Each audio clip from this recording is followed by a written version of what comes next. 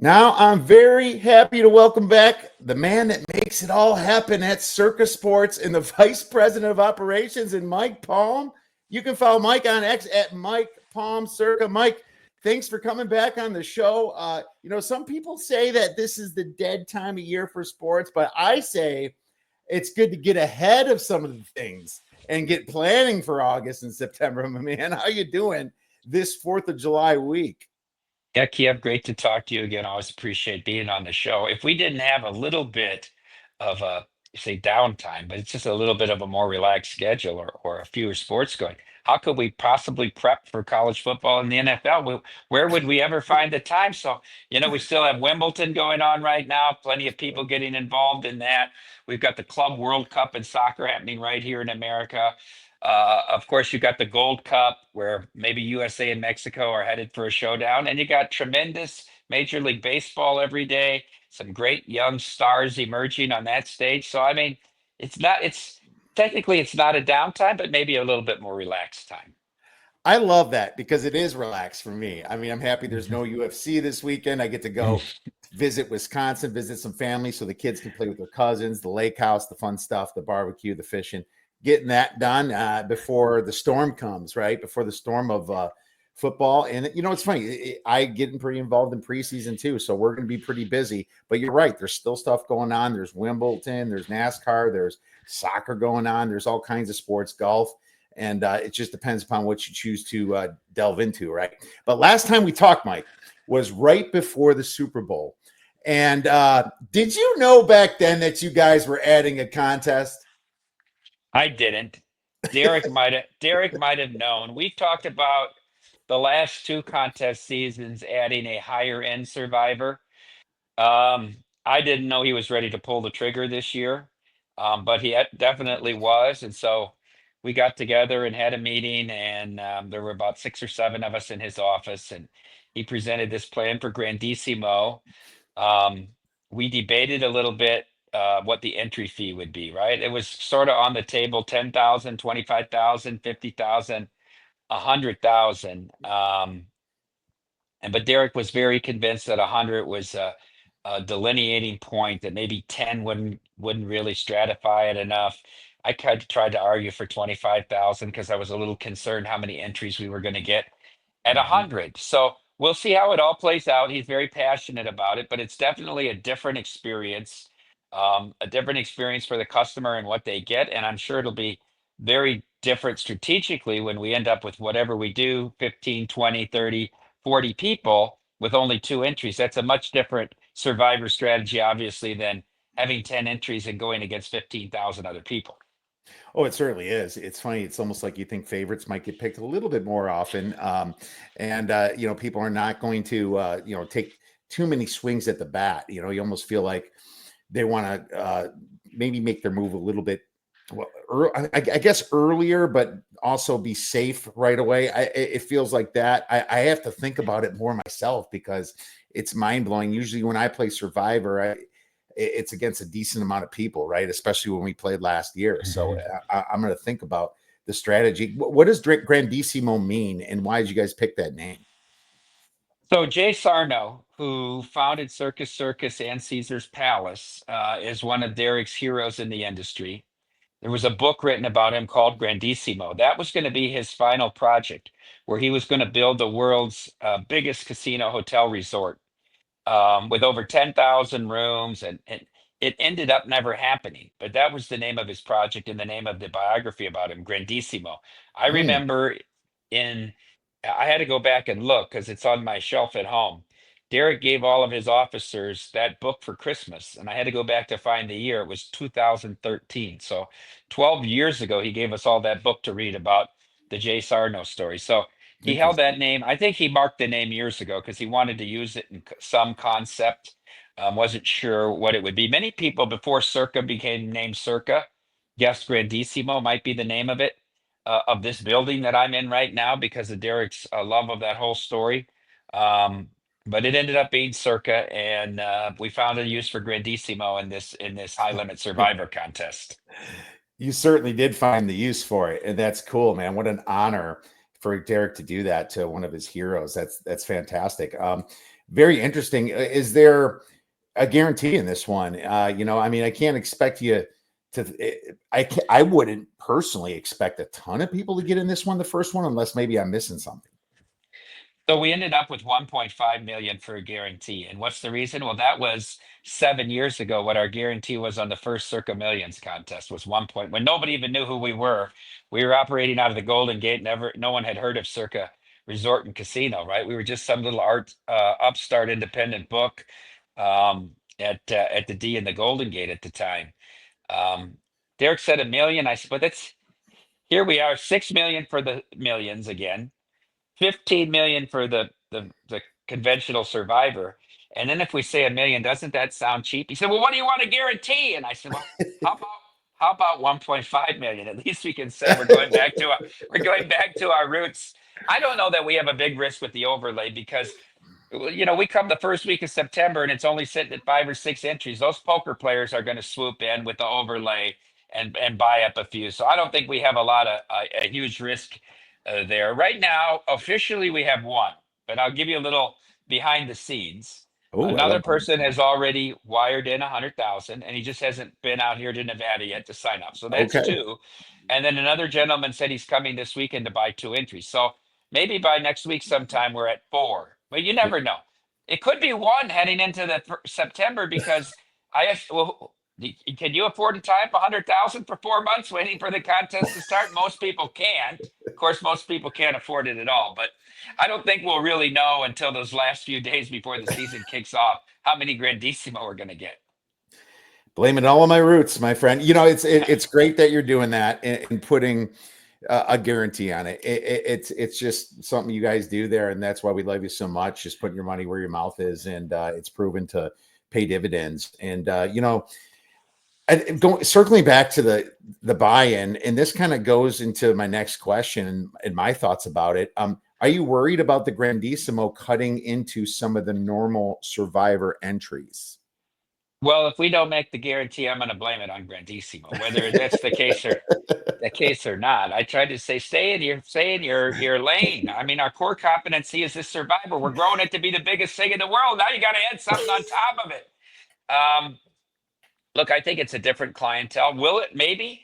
Will some people get together and say, we were gonna do, there's four of us, so we're all gonna do 10 and make a group of 40, and maybe instead we get together and find some more guys and do one Grandisi. Maybe that happens. I tend to think people at that range that are trying to put 10,000 in are much more comfortable playing in the regular Survivor, and maybe this Grandissimo is more of a status thing for the high roller, like the Sean Perry villain that we found the last few years in our Survivor that didn't want to chop. Like, this is built for him, right? There you go. It's built for him.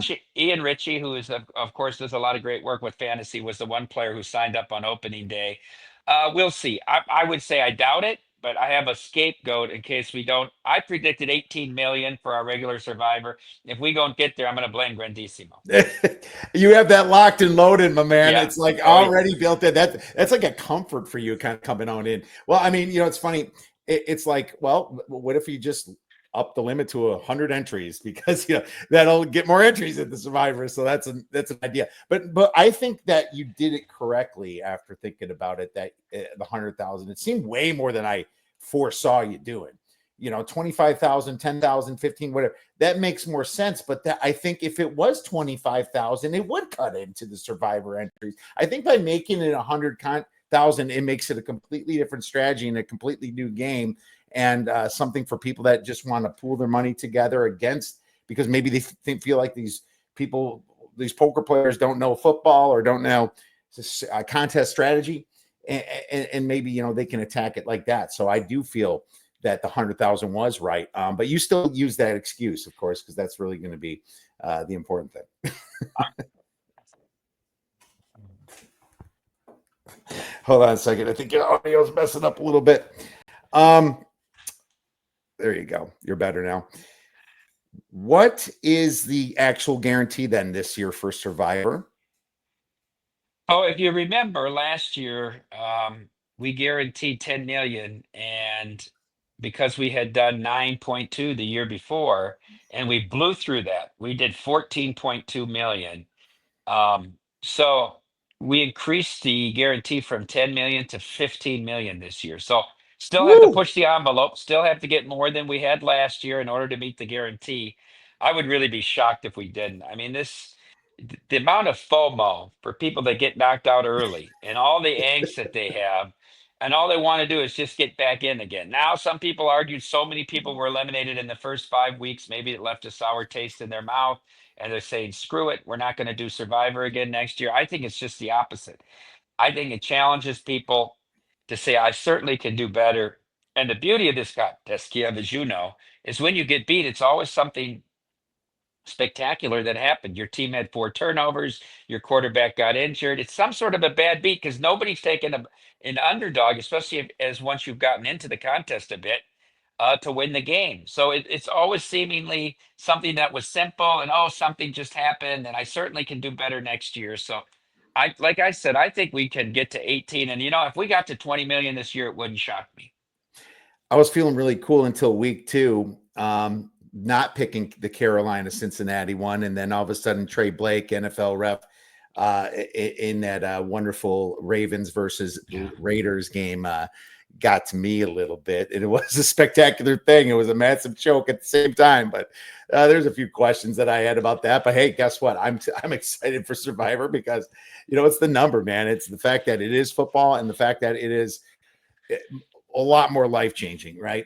In saying that, I still think Millions is my favorite because that's the sports bettor in me. The sports bettor in me likes Millions, and it likes the fact that after week 12, I can still win a massive amount of money, right? I can still win a quarterly, and that is something they have to remember. It's like you want to play all year. You're playing till at least week 16 when it comes to Millions. So tell us a little bit about the thoughts with that, and if there's any changes to Millions. I absolutely agree with you. Because even if you've won nothing and you're headed to the fourth quarter, like I guess if you're 5-5 after the first 2 weeks of the fourth quarter, you're technically out of it, but not until that point. And you've gotten 15 weeks of enjoyment already. Survivor, there's only one way to win, right? I mean, Bill Mott, the horse trainer, famously said when Cigar got beat in the Pacific Classic, there's a million ways to lose a race. There's only one way to win. Well, in Survivor, there's one way to win. In the Millions, there's 126 ways to win with all the quarterly payouts and the top Yes. 100 and the booby prizes. So for me, it's just challenging because it's 5 games a week, and I have a hard time coming up with past 3 some weeks, and some weeks past the second game that I like. But you do have action. You're guaranteed action for 4.5 months for your $1,000, and I think that's appealing to a lot of people. It's very appealing. And like you said there's a lot of different options. You can even go for the booby prizes. And I feel like there's just more room for error, obviously. It's just there's more strategic points instead of just one per strategic point on each week. There's more strategic points throughout each week, picking 5 games against the spread that are locked in. So I agree 100% with that. How are signups trending? I know it's like probably way too early to ask you that. Just curious, like, beginning of July, are they more or less or about the same? I just got a report through the end of day Monday this week. Survivor is actually trending up 22% over last year, and Millions is down 8%. That being said, we've only seen 2% of the entries come in, right? Yeah, It was amazing last year. In the last 6 days, we did almost 6,000 entries in Survivor, almost a could not believe thousand it. a day. The last, right? We were saying we're going to get there. Oh, we're going to get there. Oh, we're going to get to 9. We're going to 10. Maybe I was saying outrageously 12, and we ended up with 14. So it all comes down to those last few weeks, and sign up weekend helps kind of kick that off a few weeks before the season. Yeah. And we're excited to do that again this year. But it's still interesting to track trends because trends inform you if nothing else. And so positive on the side of Survivor so far. Well, that's good. And obviously 22% up on one, 8% down on another, you're up in general. So Mhm. that's good. You did 14.2 million in Survivor. I think 15 is going to be very easy to get to. I want to get that Millions to 6. So, let's work on that. And obviously, if you don't live in Vegas, get with footballcontest.com. My guys, Maddie and Tony, they will set you up. And the great, most experienced proxy out there. And you only you only have to do it once. You can play from anywhere. That's the fun thing about it. Just go visit the Circa, check it out. Great deals on rooms right now as well. But let's talk a little football, Mike. And you're a fan. I'm a Bears fan, and of course, sports betting. Yeah, I'm still a Bears fan, but at the same time, I can learn how to enjoy football without watching the Bears. But a lot of changes in this division. And I want to see what your thoughts are on just, anything you want to say about the division. Maybe there's a bet you made, Mike, starting with the NFC North. What do you think about this division and where the numbers are, and if there's anything you like or dislike? So I bet the opener on the Vikings. I just, this team won 14 games last year, and then, Darnold became a pumpkin, and they lost that Sunday night game in Detroit. They had the chance to be the 1 seed in the bye, and then just got absolutely destroyed by the Rams in the wild card round.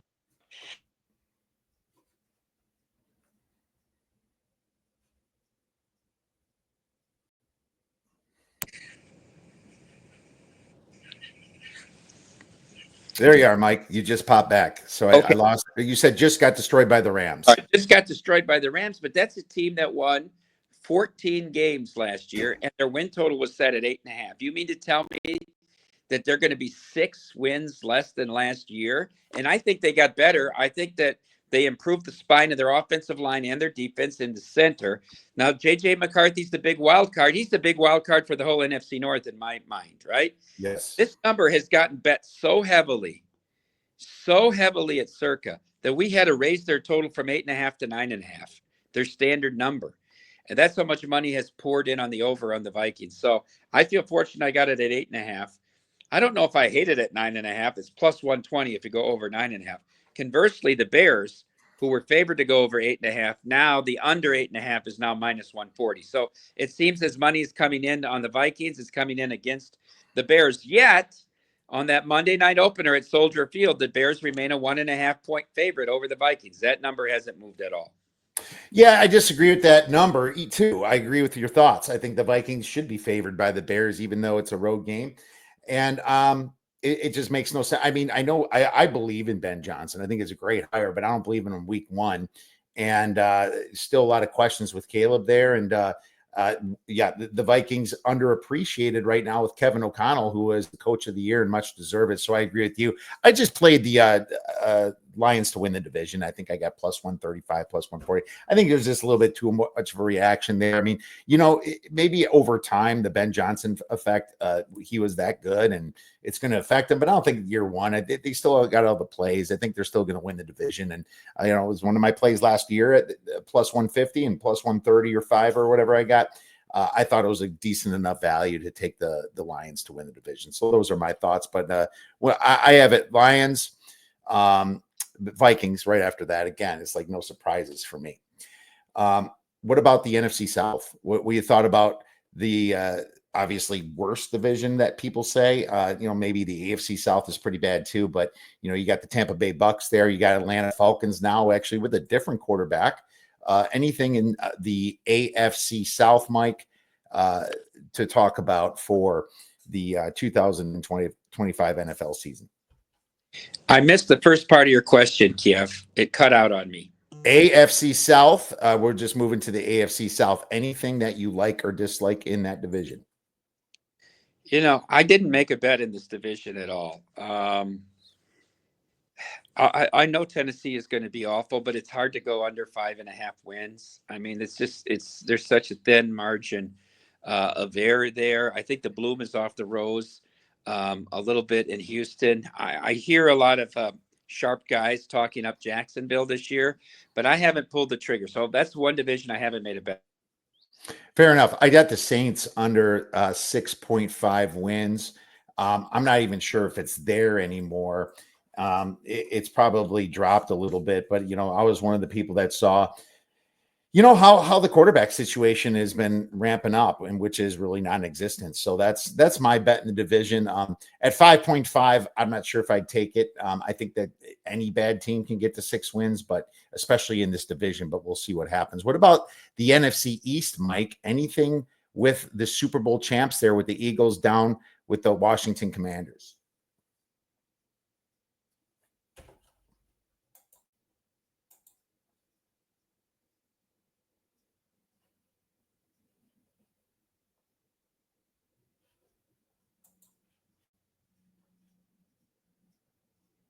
think Mike's having a little bit of internet problems here. See if he pops on back.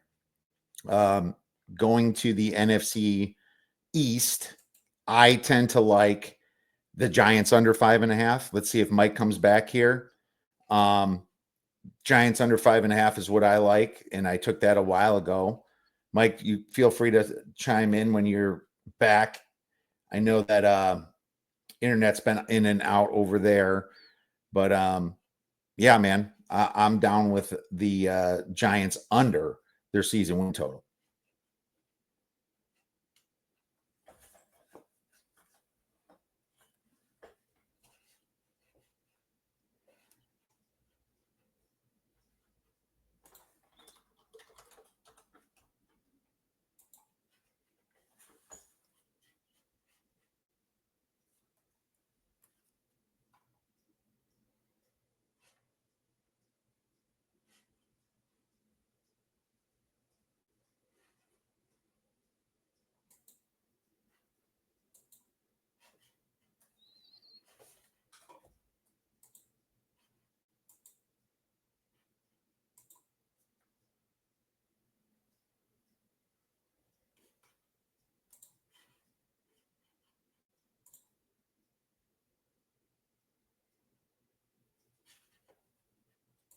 All right, there's Mike back, and they maybe have some internet problems over there. Not sure. I was checking if it was my side; it looked okay, but either way, let's keep going here. NFC East.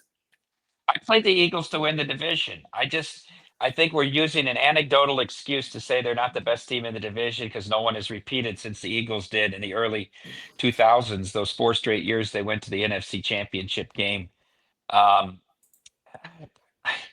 it's funny, Kiev, because last year I bet a superfecta on the division finish, and I bet Eagles, Cowboys, Commanders, Giants. And I said if I lose this, it's going to be because the Commanders were better than the Cowboys. Well, that's exactly what happened. I almost I almost think you could bet it again, Eagles, Commanders as the same finish, Cowboys, Giants, because I think the Giants didn't get any closer to being a winning team this year. So I think it's a very clear stratification of those 4 teams again. And that's interesting because you can get that at close to 3-1, that exact finish. Listen to that. The vice president of CircaSports telling us to bet an exacta. Who would have thought? I love it, though. You're right. I mean, seriously, the Giants are the worst team. I mean, it was funny. I took New Orleans and the Giants under their win total. I took the Giants under 5.5 at a little bit better of a number than it is now. But one, if not both, are not winning, and they get to play each other. So you almost get a leg up with the loser, at least on that side of things. What about the NFC West? Are the Niners going to make a comeback here? I'm a little bit against the Niners, but what are your thoughts on this? I hate how easy the Niners schedule is. I absolutely hate it. I went out and bet some Rams futures when they were shopping Matthew Stafford because in my heart of hearts, I believe they were not going to let him go. I still think he's a top 5 quarterback in the NFL. So I have 30-1 on them to win the Super Bowl, and I have 16-1 on them to win the NFC. But I hate this 49ers. This 49ers might be average and win 12 games with this schedule. The Rams might have to be the wild card, which, by the way, they're a second down play from blocking Jalen Carter. They might have beat Philadelphia in that playoff game last year. Remember, they're down 6 and driving late in that game. I think they're very, very good. I do have them to win the division at plus 210. I know now they're down to around plus 160 now, but I hate that the 49ers schedule is so easy. But I'm highest on the Rams in that division. And it's funny, at Circus Sports, the team that's getting bet is the Arizona Cardinals.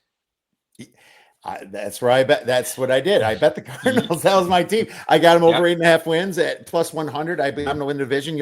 From a Pythagorean win total perspective, we put an article every year out at the Odds Breakers on Pythag, and they had the highest Pythag out of anybody. Now, of course, you look at like the Niners, and you're right. I didn't go under on the Niners, and I think the only reason I didn't is because of that easy schedule. But I think from an ATS perspective, we're going to have plenty of opportunities to fade them throughout the year. So even on an easy schedule, they're going to be large favorites, and maybe that's where you can kind of pick your poison against them. What about the AFC North? Is Lamar Jackson and the Ravens prime to retake that title? I think they are, but you're not getting enough bang for your buck there. Pittsburgh becomes a little bit interesting with Rodgers. That's a big variable there. I didn't make a bet in this division. Um, I'm not sold on Cincinnati. I just don't think they did enough defensively. I know they changed coordinators and they brought in Al Golden from Notre Dame. Remember, it's Al Golden that had 10 men on defense and on a fourth and goal play, the final goal play of the game against Ohio State. So just remember that. And they were in a nickel from the 2 yard line when Ohio State had two bruising backs. I just have a little bitter memory there of that game. They should have never lost in South Bend to Ohio State. So Cincinnati spent all their money on offense again, and the problem has been the defense. And I don't know that just changing coordinators solves your problem.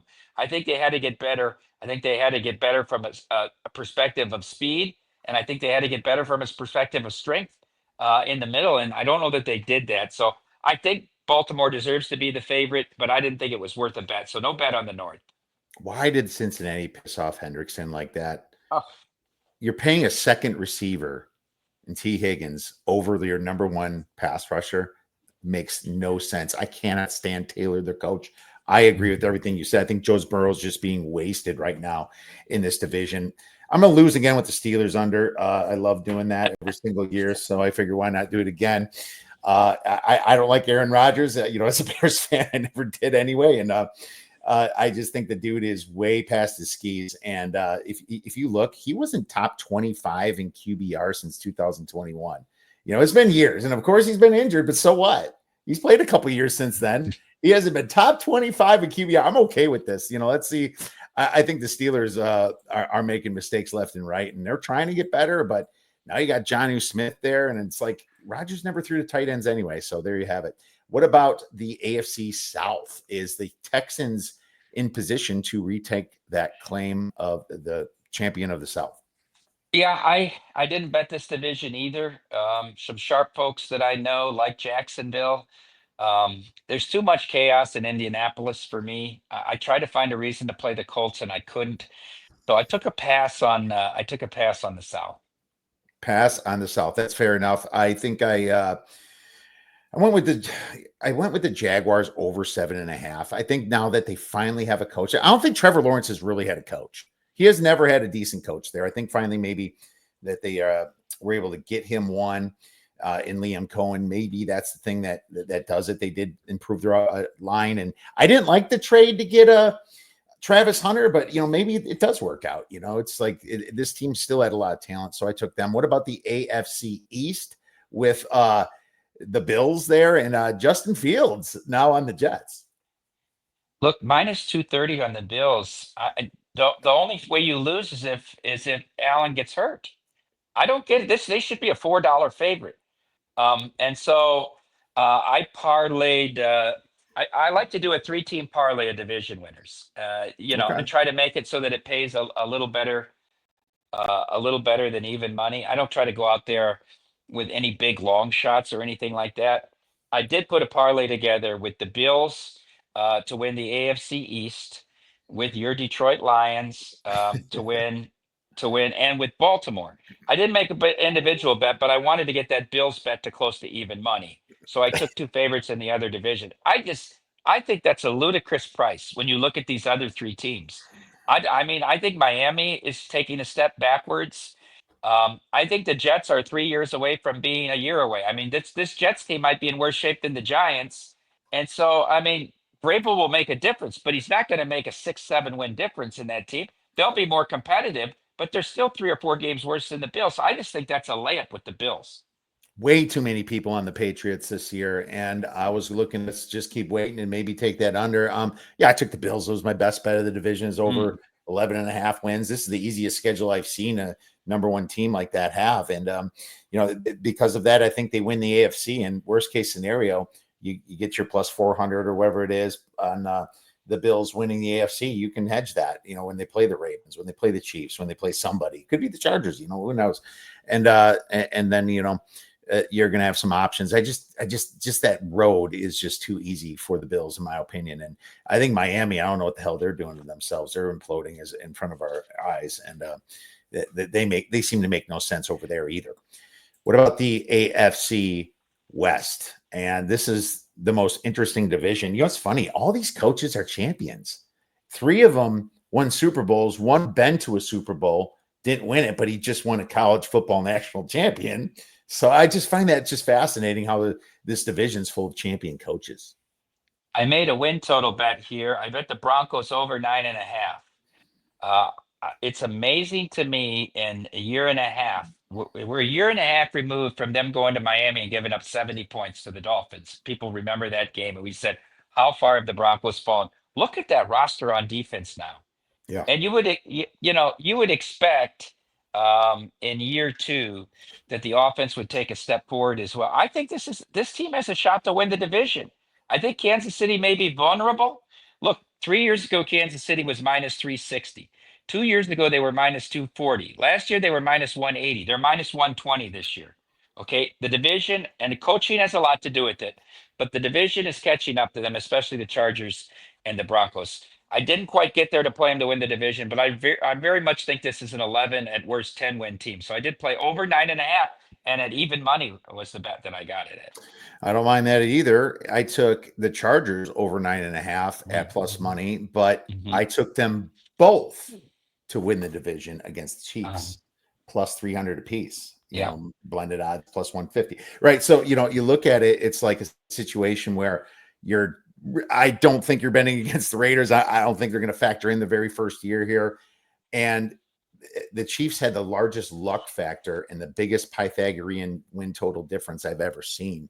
I like looking at luck factors. Team Rankings does a good job putting out luck factors, and they're way in the fives. They're like higher than I've ever seen a team in my life last year. They did not belong where they were. And so I'm just taking a shot. And I'm like, you know what? If I'm wrong with the charge, I'm okay with just taking them both. And there's probably books that are going to put those numbers out. Maybe the Circa will of a either or Broncos and, Chargers. You can put them together, right, against the Chiefs and the Raiders, or you just kind of figure it out with the odds. So I like going that way, my man. Any exotic wagers, any futures like Heisman, I mean like MVPs or like coach of the years, rookie of the years? I didn't bet any of them. I think coach of the year is a really tough market. We've got hit with the offensive player and defensive player of the year markets a little bit with Hutchinson and Jahmyr Gibbs, both from the Lions. And maybe that's our association with the Michigan people through Derek. But we've taken some decent sized wagers on those bets. I think from a proper or a exotic perspective, I would look at the receiving yards of the Vikings receivers. I think with JJ McCarthy, I think KOC is going to make a concerted effort to run the ball and control the clock. And I would bet the under yards on the top three receivers. Now, I haven't really tried to shop the market, but I don't think the Vikings are going to throw the ball nearly as much as they did with Darnold. So that would be my theory, maybe spreading a little money across the Vikings receivers. I think they all go under their total.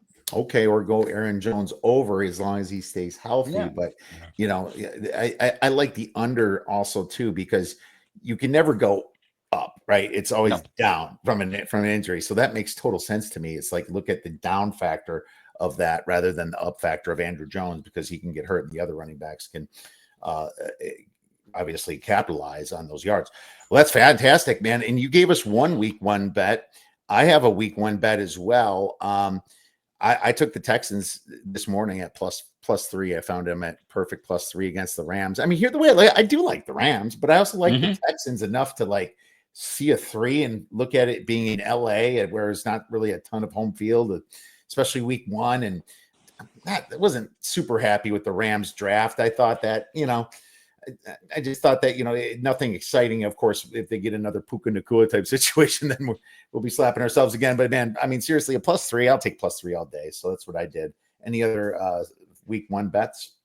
Oh, that was it for me. The Vikings was the only one. All right. Now I like the Vikings, but there's a couple that I'm actually eyeing up as well. Looking at the Cardinals, I know they're laying road chalk 5.5 against the Saints. I don't love laying road chalk, but this is a non-division game. So I don't like taking division favorites week one, but I do like taking non-divisional type favorite situations. So I'm looking at that a little bit. I don't know why the Detroit Lions are dogs by 1.5 at Green Bay. I disagree with that too. I think they should be the favorite. So one I'm kind of thinking about as well there. And I think Denver could blow out Tennessee too. What's that sitting at? Like a 10 or so, or 7 or so, 6.5, 7. I'm looking at that too. Yeah, I think that will be by far the most popular survivor play in week 1 will be the Broncos. Absolutely. The Broncos followed by the about the Commanders probably, but I'm scared. It's scary because of the division. But yeah, Division. I agree with you. We'll see if there's carnage like there was last season, man. But hey, where could our listeners get your wonderful information, Mike, and follow your media whenever you come on VSiN? Yeah, you can follow me on X at Mike Palm Circa. I regularly appear on VSiN on Wednesdays at 2:30 Pacific time on Follow the Money, on Thursdays at 5:30 a.m. Pacific time on VSiN by the Books, and on Friday at 10:15 a.m. Pacific time on Money Moves with Stormy and JVT. So those 3 regular, and then of course I fill in whenever Mitch and Paul are on vacation on Follow the Money. That's right. And that's what you just did recently. They're on vacation. I always listen to that as well. Mike, you're the best. If I don't see you within the next month or so, I'll be seeing you on contest weekend in August 21st through the 24th. And I'll be there in the flesh. And hopefully we can get you on again and talk some more pigskin. Thanks, Kiev. Enjoy your time in Wisconsin with your family over the 4th. Will do.